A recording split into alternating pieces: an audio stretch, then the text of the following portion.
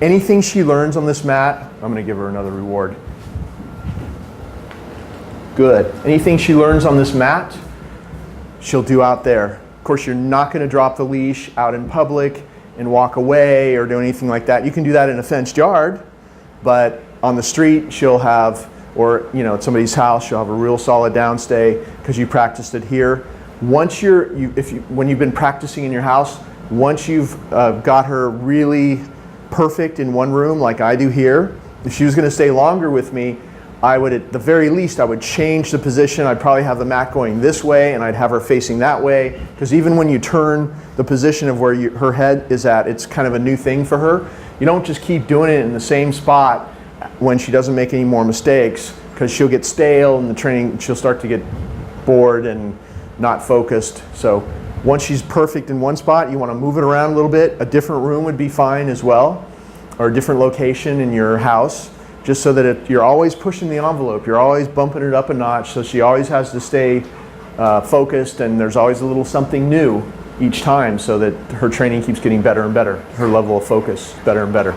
If she ever does get up, like she's been perfect, she hasn't made any mistakes, if she ever does get up, then you just say no, calmly come over, pick up the leash, step into her, do your little thing where you walk into her left, walk her back on the mat, put her back. All you say is no. You don't say down again. You already said down once before, and you want her to know that even if it was 5 minutes ago, that first time you said down means to stay there till you release her.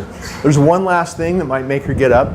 Sitting on the sofa or on the furniture behind her, that used to make her pop up. It's an invitation. See that? Nope. Stay calm. Put her back.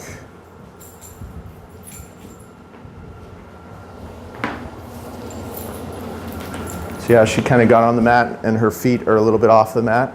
I'm just going to touch the tops of her feet with my shoes, and she'll back up. You're not crushing her feet or anything, you're just touching her. That's all you need to do, and she'll pull back.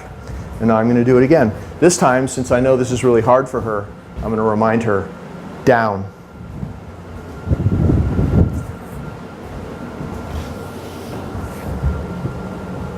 Well, that time she was able to stay there, so she gets a big reward.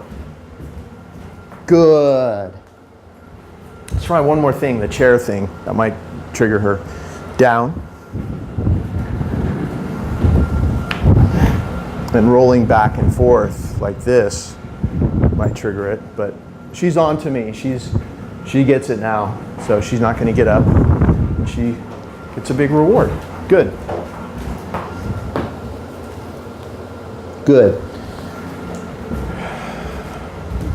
Now I'm going to take her off, and you always come back and stand next to her. This is the only way she would ever leave a downstay on the mat or anywhere else. She waits till you come back next to her. You pat your leg and say, okay. Make sure she doesn't rush ahead. Okay, sit, have her sit. I'm going to let her have some free time outside again. I'm going to do that whole front door thing again. For you, you can do it in a back door or wherever you'd like. Doesn't have to be the front door. Okay. She's calm. Okay. Coming through the doorway. On the outside, you have her sit. And then go.